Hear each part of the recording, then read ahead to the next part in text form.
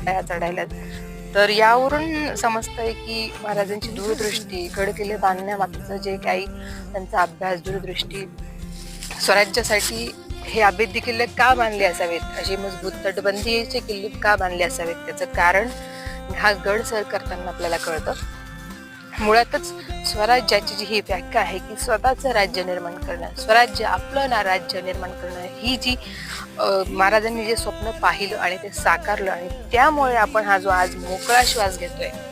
तो जाणता राजा होऊन गेला, त्यांनी स्वराज्य आपल्याला मिळवून दिलं, मात्र त्याची जाण राखणं, यासाठी ही गडकिल्ल्यांची आमची मोहीम आहे. कुठली तरी सुट्टी मिळाली म्हणून ट्रेकिंगसाठी, गड किल्ले सर करण्यासाठी किंवा पिकनिकसाठी ही मोहीम नाहीये किंवा ही भ्रमंती नाहीये. मुळात